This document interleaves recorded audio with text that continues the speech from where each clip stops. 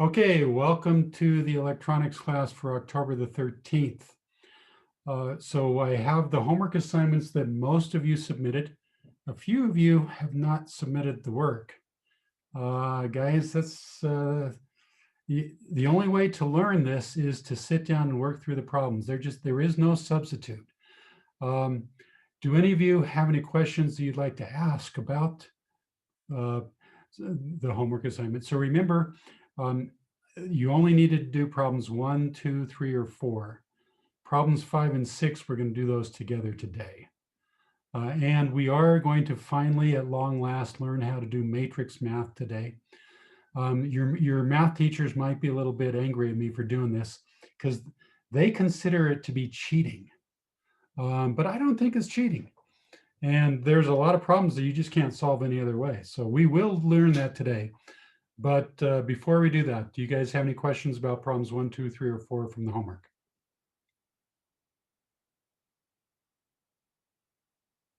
Not hearing any, not seeing any. Okay.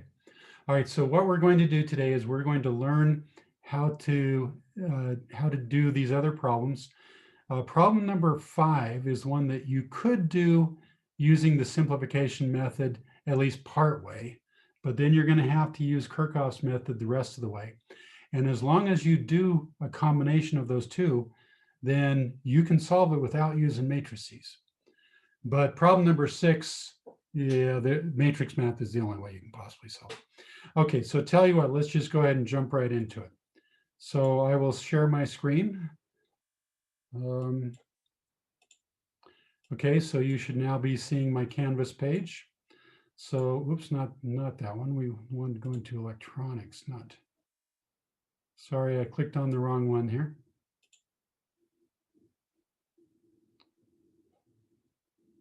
Okay, my computer's running a little slow here. Internet's running a little slow. Okay, let's try electronics. And click on the assignments. And let's see. Why are these guys open? Okay, so now before I open the assignment here, which I called that 3.4b, which is problems 5 through 6, I want you to notice this new item right down here, midterm exam. Notice the date on it, October the 19th. Okay, so when we finish what we do today, we will be ready to take the midterm exam. Now, the first midterm that we did wasn't a traditional, in fact, let me turn off the sharing here for a sec so I can look you in the eye. The first midterm that we did was not this kind of midterm that you're used to in your other classes. It wasn't where you get a pencil and paper and you work out problems, like a math class or a science class. The first midterm, what we did was you just had to build a circuit. And if the circuit did what I asked you to have it do, then you passed the midterm. Well, this coming one is not going to be like that. This one is going to be more like you get in a regular math or science class, because the problems that you need to solve, you need to prove to me that you know how to solve series circuits and parallel circuits. And really the only way to do that is on paper and pencil. So after we finish today, we will be done. And so be ready for midterm next time or actually it won't be next time we meet. It'll be next week. Because what I want to do is next time we meet, we'll just finish up a couple of minor things that we've kind of skipped over, but mostly we'll spend the time doing review. And so next week is a midterm, so be prepared for it. It'll be held during class. So just make sure that that you know the material before next week. Okay, so right, so let's go into the assignment that was due to, wait a minute. Yeah, okay, the assignment that was due today. All right. So that was this one. Boy, my internet is really slow. Okay, and so this, I'm just going to open it up here on the computer. Boy, it's taken forever to download. Okay, so there it is. Let's make it a little bit bigger here so it's easier to see. All right, so problem one, hopefully you guys can do that really easy. Problem number two is not that much more difficult. Problem three, okay, still not too bad.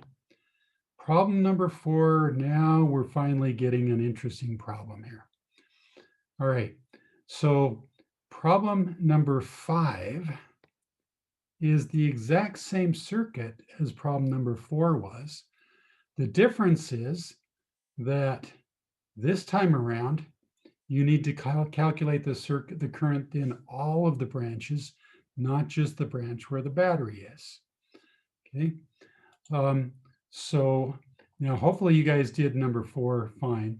So tell you what you did, let's do. Before we do problem number five, let's go back and do problem number four. And in fact, I want you guys to type into the chat box in a private message so that other people can't see. I want you to tell me what was the answer that you got to problem number four. So everybody, I want to see it from everybody. Type in the chat box.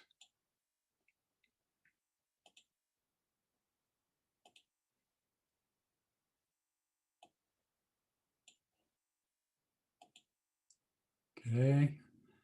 Oh, this is interesting. Okay. I'm seeing a bunch of different answers. Most of the answers that I'm seeing are the same answer, but I'm seeing a fair number of them that are something different. Okay, so I'm thinking we better do this one ourselves. Who should I have do it? How about Presley? Would you be willing to unmute yourself and tell us how to do this problem? And what I'll do is I'll try to take notes. While you're explaining things, I will try to capture what you're saying. Okay. So I started off by adding the 100 ohm and the 220 ohm in the second area. Okay, so it sounds to me like what he's doing is he's going to replace these two guys with one resistor. All right, and he's thinking that he can just add them because they're in series. So do you guys agree? Okay, so if this one was 320 ohms, then we can get rid of all this because we've replaced that with one. Okay, so we now have a semi-simplified circuit. Very good. Okay, what do you do next? After that, I simplified the 220 ohm resistor and the 320 ohm resistor that are connected in parallel into one resistor. Okay, so it sounds to me like what he's saying is he's now going to replace our semi-simplified circuit with a circuit that's even more simplified. So we've taken these two resistors here and we've combined them into one resistor here. And did you hear he identified those as being hooked up in parallel? So that means the equation is 1 over RT equals 1 over 220 plus 1 over 320. Okay, so when we put that into our calculator, 1 divided by 220 plus 1 divided by 320, okay, so what we get is 0.00767. So Presley, is that our total? It is not. It is not. It is 1 over our total. So in order to get one over our total, or in order to get our total, we have to do 1 divided by this. Okay, so when I do 1 divided by my last answer, well, Presley, what did you get? I got about 130. Okay, very good. So 130. That's what I get also. Okay, so now we have a circuit that's been greatly simplified, but we could do better. Okay, so tell you what, Presley, good job on you. How about Brandon?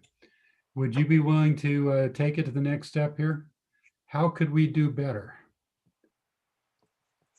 Well, you could simplify the circuit even further by adding the two circuits, 1000 and 130. Okay, because are they connected in series or are they connected in parallel? In series.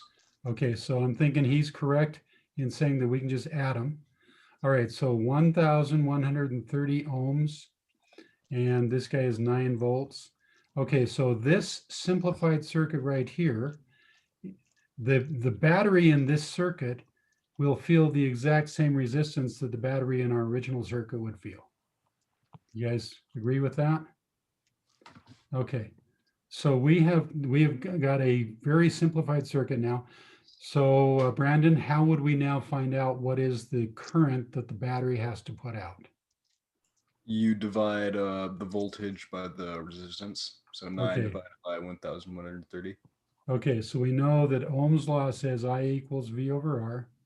V is 9, R is 1,130. All right, and so Brandon, what number did you get when you do that? 0.00979 repeating. Okay. Okay, 0.0069 is what I get. No, actually, Six. wait a minute, hang on a sec. Oh, sorry, my bad, my bad. Okay, I hit the wrong key. Let me try that again. So 9 divided by 1130. Okay, so 0.00796 and a bunch of other digits. Okay. All right, very good. So that is how many amps the battery is going to put out. Okay, that tells us how much current is going to be flowing through this branch of the circuit right here. Okay, notice I started at this node here and I ended at this node because anything before that, I don't know. I don't know what the current is over here and I don't know what the current is up here, but I do know that the current through this branch on the left is equal to 0.00796, which hopefully you guys know that electricians, they would prefer to write that as 7.96 milliamps.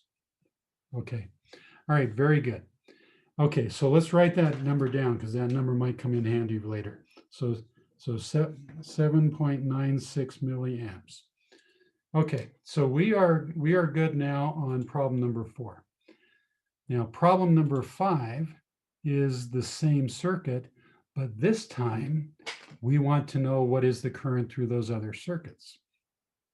So let's make note of the fact that thanks to problem number 4, we now know what the current is that's flowing through this, this branch up here.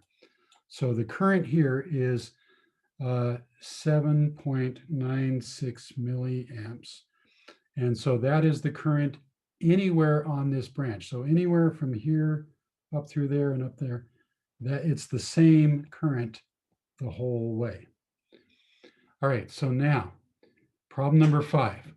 We want to know what is the current that's flowing through this branch here, and we want to know what is the current that's flowing through this branch here.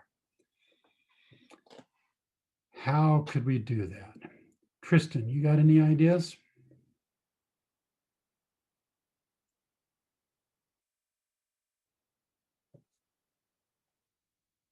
Earth calling Tristan. Come in, Tristan. We're just talking to here.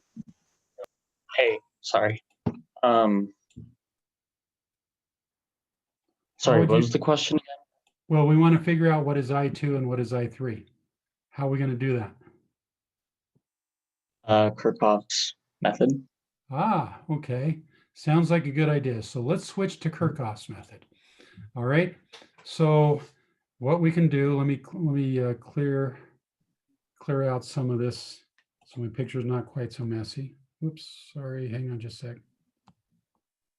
Okay. All right. So let's start right here. Although, you can start anywhere you want, but we start right here. All right, so when I cross over the battery there, so Tristan, how much voltage did I just gain or lose? It gains 9 volts. Okay, so plus 9. All right, now I'm crossing over resistor, and so I'm going to lose some voltage. So Tristan, what is the formula that I could type in order to know how much voltage I lose? If I equals V over R, if I wanted to solve that for V, how would I solve that for V? It'd be the current times the resistance. Okay, so I multiply both sides by R. So I get V equals R times I. Okay, so what is R for this resistor? 1000. 1000. And what is I for this resistor? Well, we could call it I1, but we know what it is. Okay, but let's just leave it as I1 right now.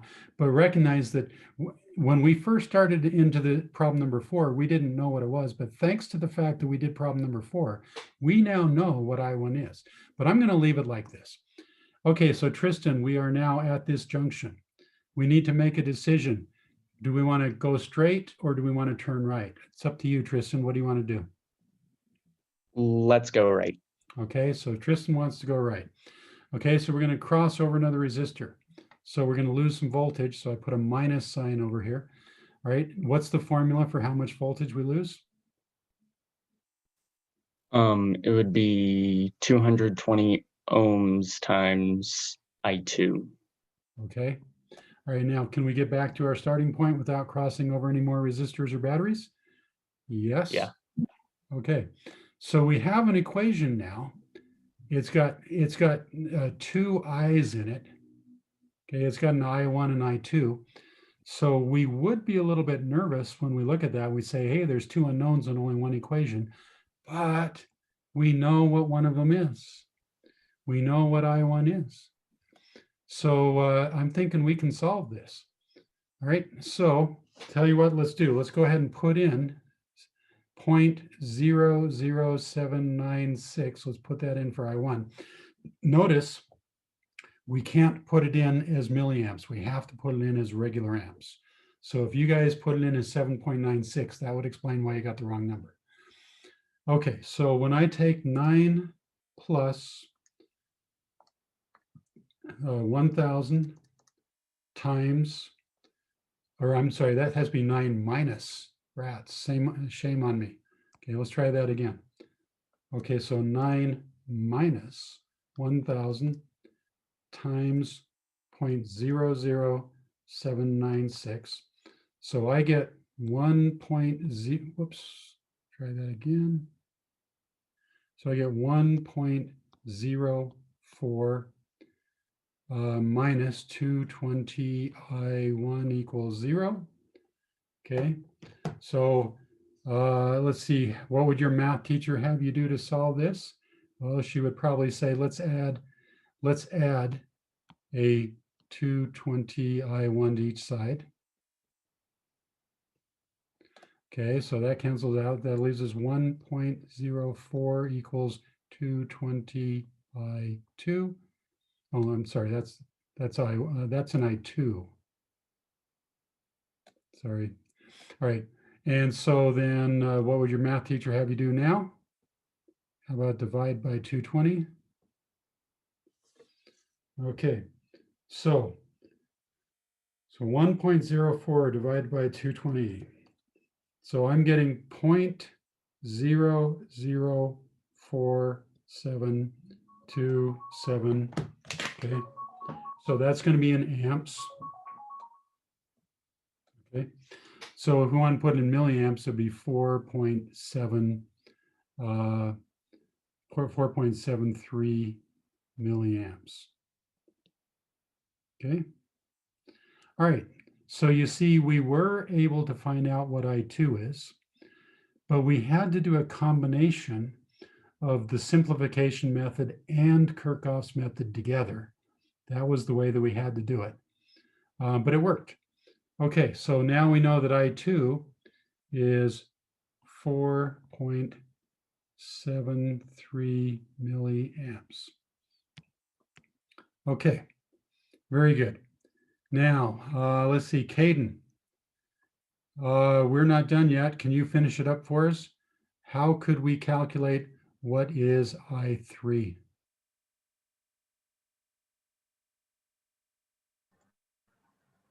So sorry, I wasn't following. What equations do we have for that so far, and what variables do we have? Nothing.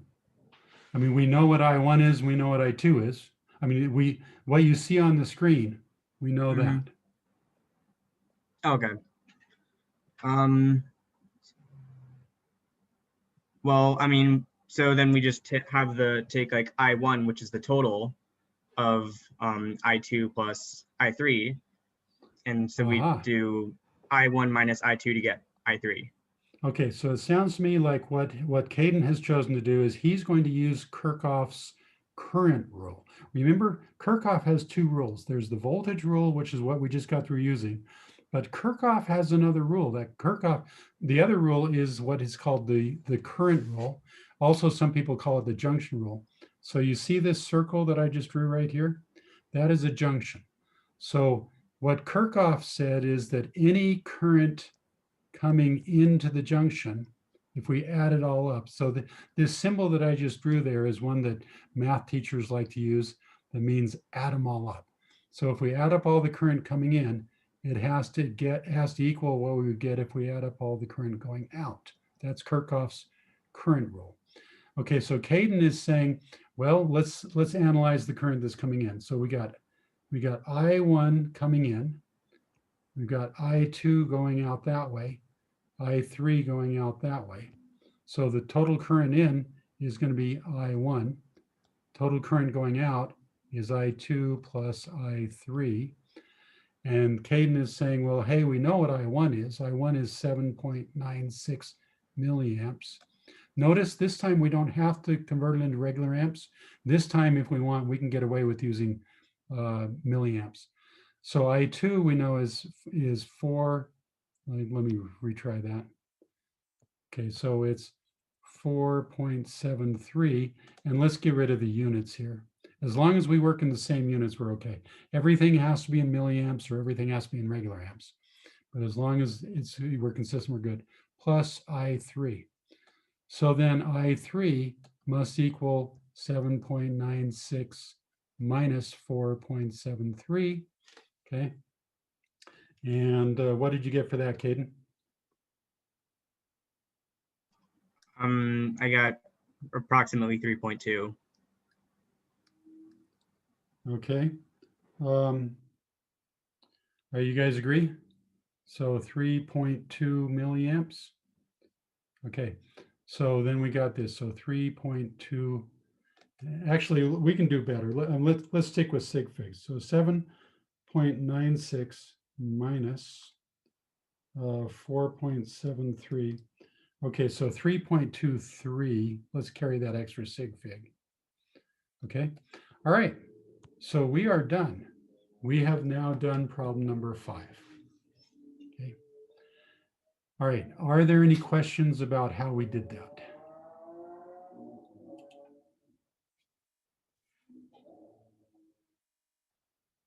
Okay. Not seeing any questions, not hearing any. Okay, now, before we tackle number 6, problem number 6, I want to go back and I want to redo problem number 5, but I want to do it using Kirchhoff's method the whole way. I don't want to use the simplification method at all. I want to do the whole thing from beginning to end using Kirchhoff's method. So I want you guys to follow along and take careful notes because what I'm about to do is really, really important. For some of you, in fact, most of you, what I'm about to do will be brand new. So pay really close attention. All right, so let's do Kirchhoff's rule. I like to start at the negative side of the battery, but I don't have to. I could start anywhere. Okay, so I'm going to cross over batteries, so I do plus 9. I cross over resistor, so I do minus whatever the value of that resistor is, which is 100, times whatever current is flowing through that resistor, which is I1. Now I come to this junction. So I could go straight or I could turn right. I need to make a choice.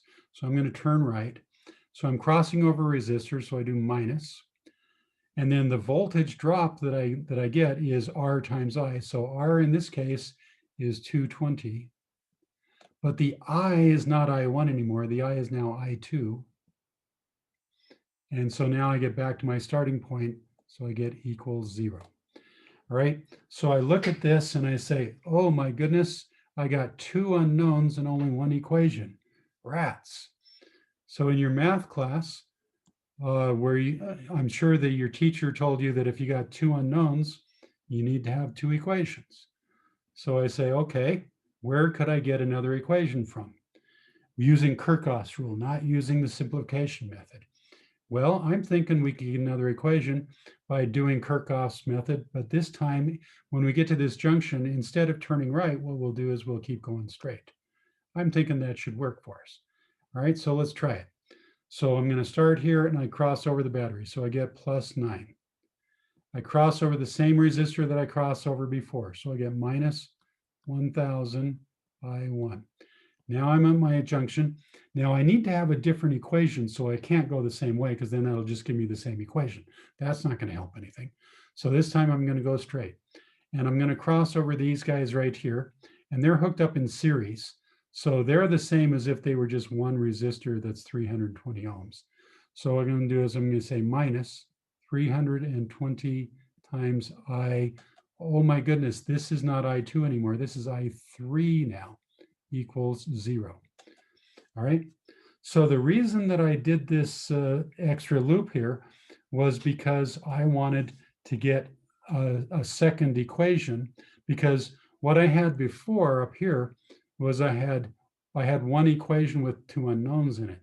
So what I did then was I got this other equation right here. Okay, right here. So I say, okay, now I have two equations, so should be good, right? Well, no, because when I brought in that extra equation, it also brought in another variable that wasn't there before. Rats. Now I have three unknowns. Oh my goodness. If I got three unknowns, I need three equations. Where could I get my third equation from?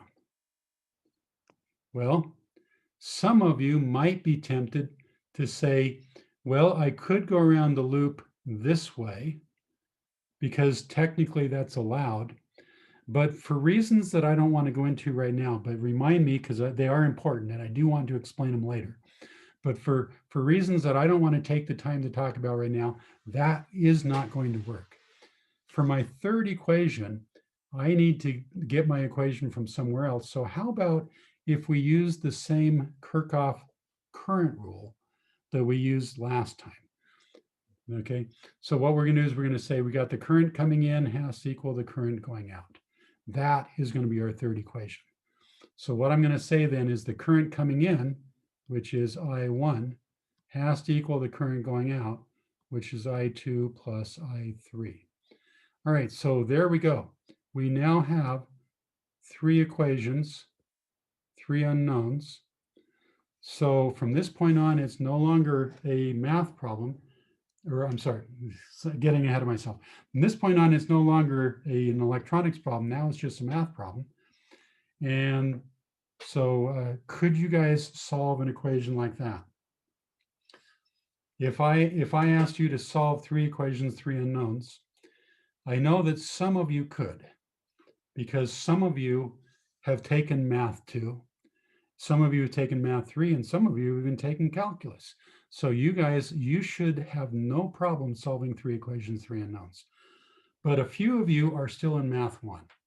And so solving three equations, three unknowns is kind of difficult, at least until you learn how. Once you learn how, it's actually not that bad, okay? So what I'm going to do right now is I'm going to put this on hold. And I'm going to pretend that I'm a math teacher now. And I'm going to teach you how to solve systems of equations where you have three equations, three unknowns, or maybe two equations, two unknowns, or maybe you have five equations, five unknowns. So I'm going to teach it by using a simple example. I'm going to assume that we only have two equations, two unknowns. So let's say that the equations that we have are the equations 2x plus y equals 1. And we have the equation x plus 3y equals -7. So if you have to solve for x and solve for y, Okay, there are two ways that you could do this. One way is you could just solve for x. So what you could do then is you could subtract a 3y from each side. And so that this equation then becomes x equals -7 minus 3y. And then wherever you see an x up here, you could plug this in for that. Okay. And so that gives us 2 times whatever x was, which is -7 minus 3y, plus y equals 1. You see how this equation right here is the same as that equation there, where wherever I had an x, I replaced it with the thing that I knew that x was equal to. So this technique is called the substitution method. So what we did was we solved for x, and then we substituted that in for y. Okay, all right. And so now we have to carry this out. So 2 times -7 is, hang on a sec, so that's -14. Okay. And then 2 times -3y is -6y, plus y equals 1. So -6y plus y is -5y. Okay. If we add a 14 to each side, so we get -5, hang on, let me try that again.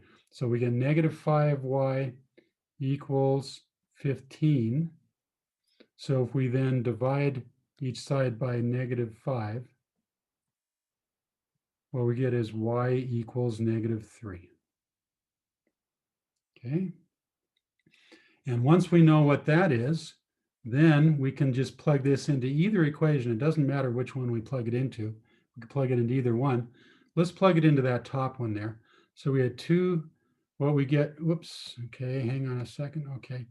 So what we get is 2 times x plus -3 equals 1. So if we add 3 to each side, so we get 2x equals 4. Let's see, yeah.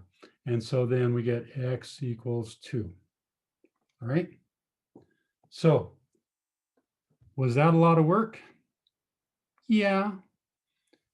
What if we had 3 equations and 3 unknowns? If we tried to do this with 3 equations, 3 unknowns, I'm thinking, whoa, this would be a whole lot of work.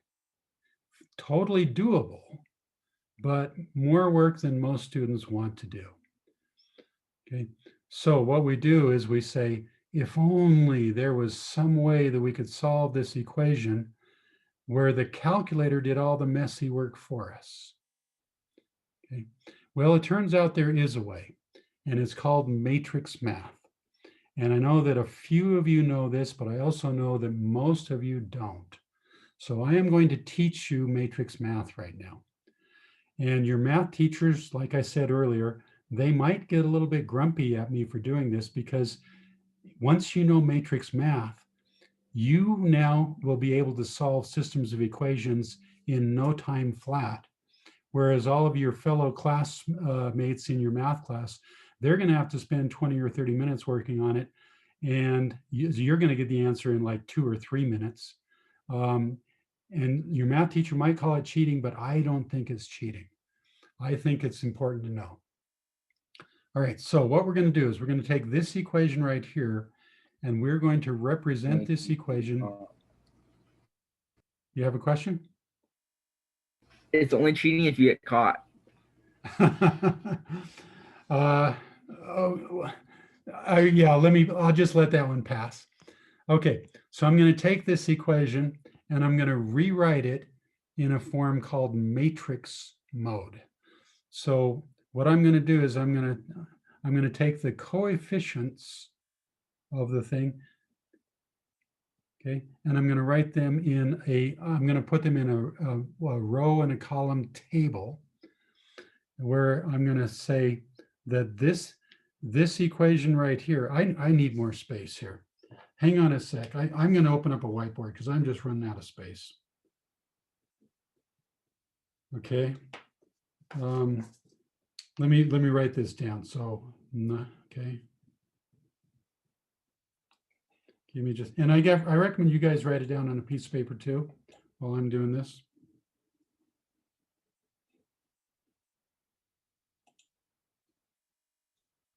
Okay. Okay.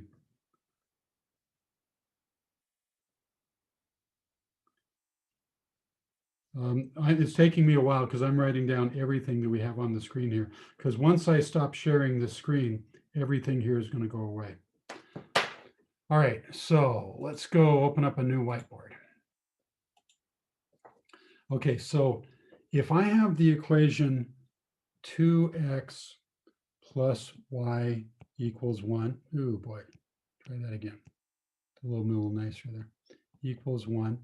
And the equation x plus 3y equals -7. Okay, so if I were to take the coefficients, which means the number that's in front of the variable. So here, the coefficient is 2.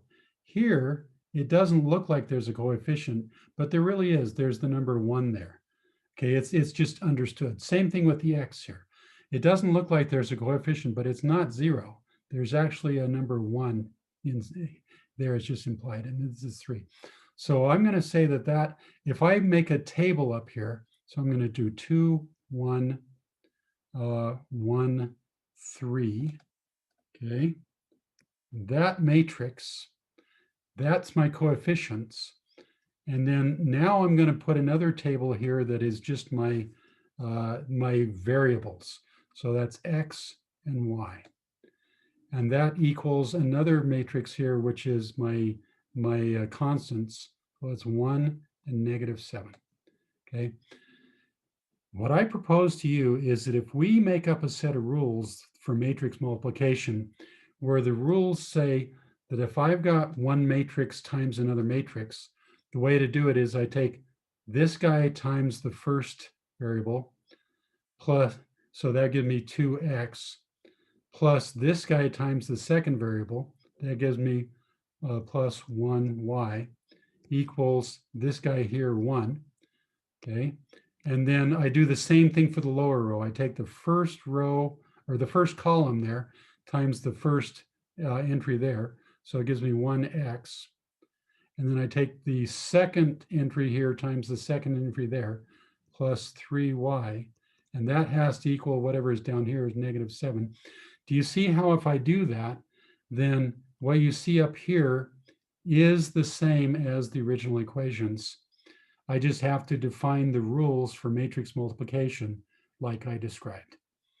So if I have this is my original equation, it's okay for me to rewrite that in matrix form like this.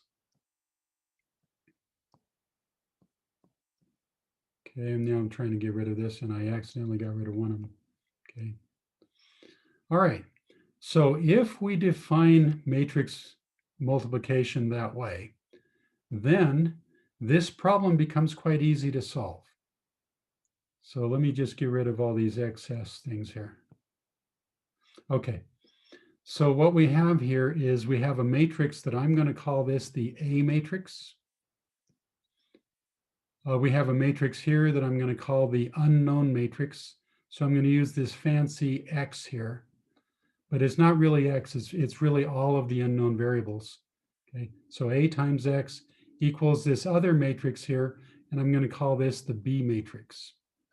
Okay, so if I could have a calculator where I could enter these numbers as my A matrix and enter these numbers as my B matrix, okay, do you agree that if I could put that into my calculator there and then ask my calculator to solve it, okay, before I do that, what I would just do is just basic algebra.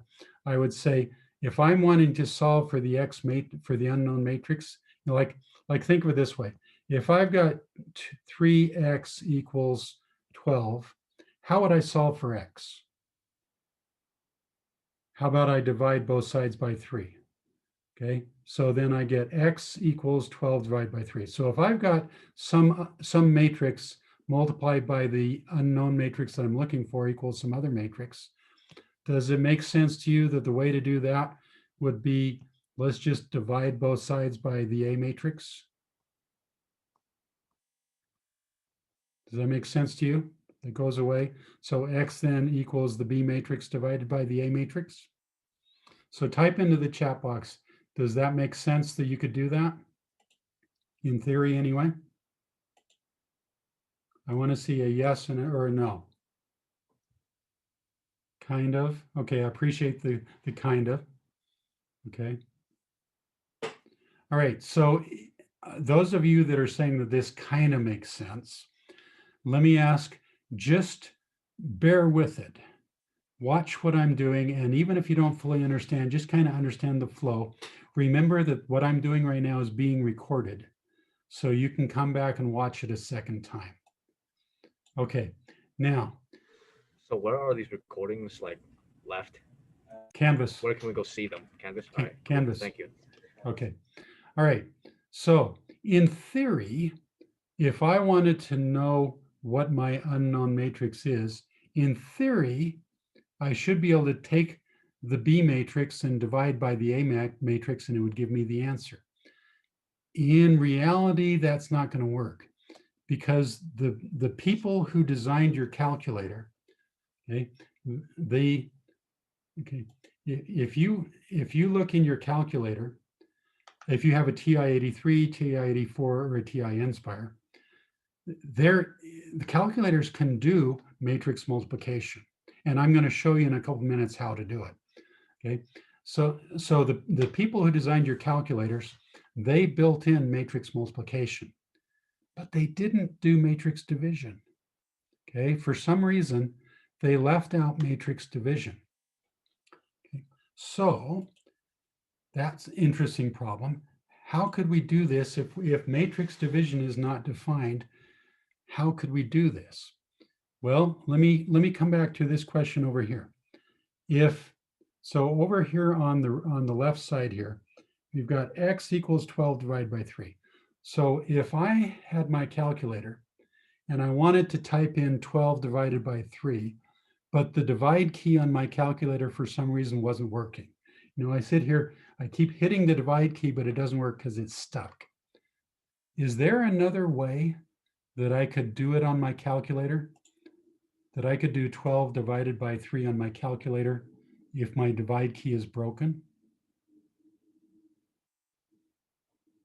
How about Tristan? Fraction. Okay. So, well, but the divide key is broken, so I can't do the divide key. Could you multiply by a fraction, or? Well, okay, so, well, here's the answer.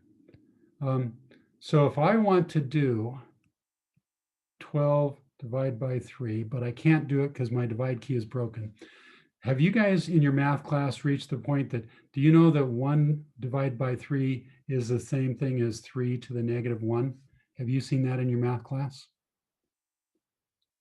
Well, if you haven't seen it, then trust me, it does work that way. So if what I really want to do is 12 divided by 3, but my calculator is broken, what I can do is I can do 12, or actually, okay, what I can do is I can do 3 to the negative 1 times 12, because that's the same thing as 1/3 times 12, right? So if my divide key is broken, so I can't do that, what I can do is I can do 3 to the negative 1 times 12, and that'll give me the same thing. If you doubt it, you know, type it into your calculator, okay? So I'll do 3, and then this key right here, that's the X negative 1 key. So I do 3, and then I do to the negative 1, and I do times 12. Okay. Hey, it works. I don't know, you probably can't see that because of the light. Okay. But it gives me the right answer. So what I am going to do then to get around this problem where the people who designed my calculator, they put matrix multiplication in here, but they forgot to put in matrix division, or maybe they had another reason for not doing it, but for whatever reason, they didn't do matrix division. Okay, well, that's okay. I can get around that problem. So instead of doing B divided by A, what I'll do is I'll take I'll multiply both sides by A inverse. Okay, and so that cancels that. So then what that tells me is the unknown matrix then is equal to the inverse of my A matrix multiplied by my B matrix. This now is the magic formula that if we type that into our calculator, it will solve this system of equations for us.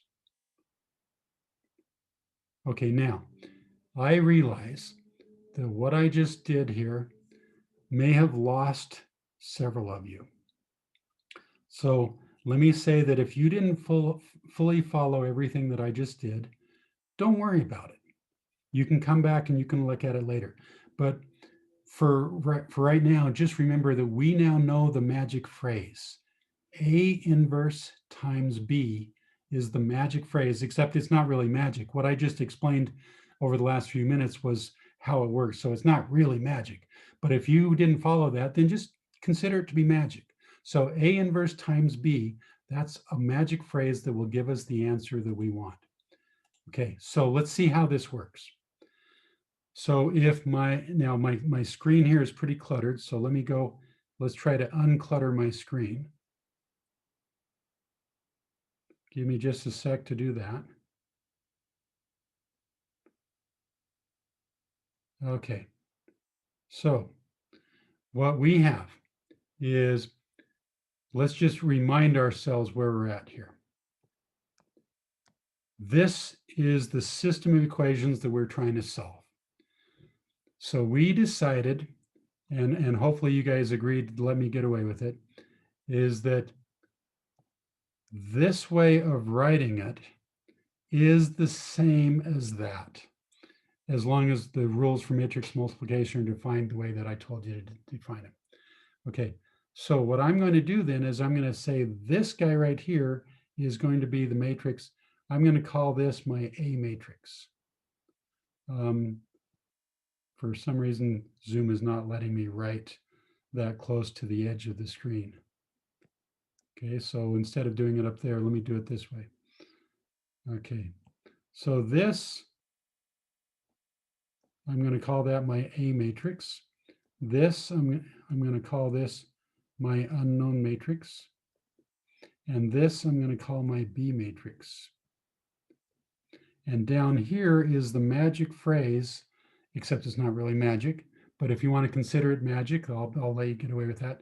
That's the magic phrase that we need to enter. Okay, so now, if you have a TI-83 or TI-84 calculator, then there's a way to do it. If you have a TI-Nspire calculator, there's a way to do it, but it's a different way. And some of you may not have a TI-83 or TI-84. So tell you what you do. Instead of using the calculator here, let's use Desmos. Have you guys all used Desmos in your math classes? Desmos is a fantastic invention. In my opinion, the people who invented Desmos, they should get the Nobel Prize. This is so cool. So watch really closely what I'm going to do. I'm going to type in Desmos. Okay. So it's going to bring me up to here. Under math tools, what you guys are probably used to doing is going to the graphing calculator or the scientific calculator. I'm going to come down to this thing called matrix calculator. Okay. All right. So I'm now going to type in, I want a new matrix. And so it automatically calls my new matrix A. And it makes the new matrix a 2x2 matrix, which coincidentally is exactly the right size that I want. So when it says 2x2, it means 2 rows and 2 columns. And as luck would have it, that's exactly the right size of the matrix that we want to do. So what we do is we type in the numbers. So 2, and then I hit tab, and then 1, and then tab, and then 1, and then tab, and then 3. Okay. So now I'm going to come down to here, and I'm going to hit the return button. So I have now defined my A matrix, right? Now I need my B matrix. Do you remember what my B matrix was? Do we need to go back to the whiteboard and see that? So you see our It's B 1, matrix. -7.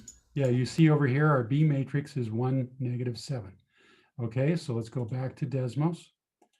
So I hit new matrix. Oh, but this time it gives me a matrix that has 2 rows and 2 columns, and that's not what I want. I only want 1 column. Well, no problem. If I come down here, you can see where I can add or subtract columns. So let's subtract 1. Okay, so my B matrix now has two rows and 1 columns. So now I can enter the numbers that I want. So this is going to be a 1. I hit tab, and then this is a -7. Okay, and now I hit return. Okay, now, what was the magic phrase that we want to type in that gives us the answer? Somebody say it out loud. What's the magic phrase? You don't remember? Okay. Okay. A tell you- -1 times B. Yeah, exactly. So it's here it is. So it's down here. Okay. Right, so this is the magic phrase. Actually, this part is what we want. A to the -1 power, which by the way is called A inverse. That's the magic phrase that we need to type in, except it's not really magic. But if you want to call it magic, that's fine. So let's come here. Let's type in A. And then you see here where it says A to the -1. Okay. And then let's do times. And then with the B vector. And look, here's the answer. Let me turn on annotation just so, okay. All right. So here's the answer. The whatever number is on the top there, that is the X. And whatever number is on the bottom, that's the Y. Okay. So that is the answer. X is 2, Y is -3. You see that it really does work. Now, some of you might say, well, it's a heck of a lot easier to do it the other way, Mr. Hendricks. If we had just gone back and solved that using the substitution method that we use it the first way, that would have been so much easier, Mr. Hendricks. Why did you make us do this matrix thing? Well, the reason I made you do the matrix thing was because what we want to solve is a 3 by 3 matrix. And if you try to solve a 3 by 3 matrix without using, or what we wanted to solve was a system of three equations, 3 unknowns. We wanted to solve this guy up here. Okay, so let's come back to this. So you remember what our equations were? Okay, let me do the annotation here. And this is one thing I wish that Zoom didn't lose it. So when we cross over here, well, actually, let's just write down the equations. So we had +9 minus 1000 I1 minus 220 I2 equals 0. And then our second equation was we went around this way. So that gave us +9 minus 1000 I1 minus, and then when we came this way, it was minus 320 I2 equals 0. And then our third equation, oh, and by the way, that's an I1. Our third equation was I1 equals I2 plus I3. So if we were to try to solve this baby using the substitution method, oh boy, would that ever be ugly. Okay. But if we want to solve it using matrices, it's easy. Now, the first thing we have to do is we have to get it in the form of, we have to get it in what's called standard form. So all these numbers here that don't have i's by them, we need to get them over on the other side. And all these numbers here that do have i's on them, we need to get them on the left side. So what we need to do is we need to rearrange this. So our first equation up here, we're going to rearrange that as being negative 1000 I1 minus 220 I2. Now notice our first equation doesn't have any I3s in it, but when we enter it into the matrix, it's going to force us to enter something for I3. So I'm going to write it as plus 0 I3 equals, and when I take this guy over on the other side, I get a -9 because I have to subtract a 9 from each side. When I do the same thing with this guy, I take this guy over there, so I'm going to have negative 1000 I1. And then this guy here, is I3. So that's negative 320 I3. Notice there aren't any I2s, but when I enter it into the matrix, it's going to force me to enter something. So what I'm going to do is I'm going to write plus 0 I2. And then my plus 9, when I brought it over to that side, it became a negative 9. Okay, now these guys, in order to get them over on the left side, I'm going to have to subtract an I2 from each side. And I'm going to have to do the same thing over to I3. So what I'm going to get is I'm going to get 1 I1 minus 1 I2 minus 1 I3 equals 0. So these are my systems of equations, but this time they're written in what we call standard format, which is what they have to be in order for us to enter them into the matrix calculator. Okay, so what I propose to you now is that if we were to put this in matrix form, where our A matrix is going to look like negative 1,000, negative 220, 0. And then my next row is also negative 1,000. And this one's 0, and this is negative 320. And then this one is 1, negative 1, 1, and negative 1. So this then is my A matrix. I'm running out of space here. Look, I hate to erase these guys, but I'm running out of space, so I have no choice. Give me a sec to erase them. Okay. So now this is my A matrix. Okay, and I got that from these. Okay. My B matrix is going to be this guy. So my B matrix is going to be a matrix that looks like negative 9, negative 9, 0. That is my B matrix. Okay, so let me write that down because I'm gonna change screens here, so I want to make sure I got it. So negative 1,000, negative 220, 0, negative 1,000, 0, negative 320, and then 1, negative 1, 1. That's my A matrix. And then my B matrix is negative 9, negative 9, 0. Okay, so let's go over to Desmos.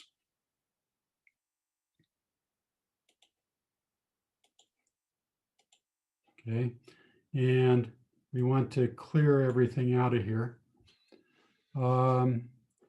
Let's see, how do you clear everything? Okay, there, okay, well, there we clear. Okay, so we've cleared everything. So let's go in, let's make a new matrix. Now this time our A matrix is not a 2 by 2. This time our A matrix is a 3 by 3. So you see what I did there? Okay, so let's put in the numbers here. So let's see, where did they go? Okay, so my A matrix is going to look like negative 1,000 tab, negative 220 tab, 0 tab, okay, and then it's going to be negative 1,000 again, tab. This time it's 0 and then tab and negative 320, okay, tab, all right. And then my last row is 1 tab, negative 1 tab, negative 1. Okay, and now I hit return. So there's my A matrix. Now I need a B matrix. So I hit new matrix, and my B matrix, I need to have 3 rows and 1 column. So there you go, there's my B matrix. And what were the numbers in my B matrix? Negative 9 tab, negative 9 tab, 0. And now I hit enter. Okay, so there's my A matrix, there's my B matrix. So Eric, can you unmute yourself and tell me what is the magic phrase that isn't really magic? A to the power of -1 times B. Okay, all right, I prefer you call it A inverse. Now I admit it looks like A to the -1, but let's call it A inverse because that's the math way to do it. Okay, so there's the A, and there's inverse, and then times, and there's B, And if you look over on the right side, there's the answer. Do those numbers look familiar? That number up on top, that number on top is I1, which as you can see is 7.96 milliamps. That number in the middle there, that's I2, as you can see is 4.72 milliamps. These are the same numbers we got before. The number on the bottom there, that's I3, that's 3.2, is that a 4? I can't, yeah, that's a 3. No, it is a 4. Okay, I need my glasses. Okay, so hey, these are the same numbers we got before. Right? So I realize that I just went through a lot of material really fast. And for most of you, that was brand new material. Some of you, it was not. Okay. So using matrix math, we can solve incredibly complex circuits. If I have a circuit that has 9 different branches in it, okay, if I had to solve for all of the 9 currents, and if I had to solve that using the simplification method, it might not be possible. But with matrix, all I have to do is set up the matrix, and it doesn't matter if it's a 2x2 matrix or a 3x3 matrix or a 9x9 matrix. It's actually very easy to do. Okay, so we are almost out of time here, which is good because we're almost done here. So here's your homework for tonight. Let's go back into here. Okay, so if you scroll down and you look at number 6, this is a circuit that could not be solved using the simplification method. If I've got a battery on the right and the battery on the left, I defy you to solve this using the simplification method. I propose to you that it's impossible to solve using the simplification method because we got 2 batteries in it. So the only hope is to use Kirchhoff's method on this. Now, if we didn't know matrix math, we would come up with 3 equations, 3 unknowns that we would not be able to solve. But it turns out we do now know matrix math. So if you scroll down here, you'll see I've even been a really nice guy to you. I really shouldn't be so nice to you, but I was really nice to you. These are the 3 equations that we get by using Kirchhoff's rules. Okay, so I wanted to make sure that everybody worked with the same equations. So I set up the equations for you. So here are the 3 equations. So what I want you guys to do for your homework is I want you to define a matrix that is going to be the A matrix, and then you're going to do the inverse of that times the B matrix, okay, which is that, goes in there, okay? So what you need to do for your homework is you need to take these 3 equations, rewrite them in matrix form, okay? And you'll have a 3x3 matrix that'll be your A matrix. You'll have a 3x1 matrix that'll be your B matrix. And then all you have to do is type in A matrix inverse times B matrix, okay? And whatever comes out of that, that'll be your answer. So in your homework tonight, you only have 1 problem, just problem number 6. All right, so what do you think, guys? Do you think that's doable? If you, okay, I'm seeing some yeses. Okay, good. All right, so that's your homework for tonight. Oh, and seeing some thumbs up. Okay, that's good. All right, so get working on that. We've already done problem number 5 together, so you don't even need to submit that. All you have to do is problem number 6. That's your homework for tonight. Don't forget that next week we will be taking an exam, and it's a midterm exam. Now, technically, I realize it's the end of the term, so you could call it a final, but I prefer to call it a midterm because, yeah. All right, so you guys can go ahead and type in bye to the chat box. If you have a question that you didn't want to ask because you knew it was being recorded, let me turn off the recording here.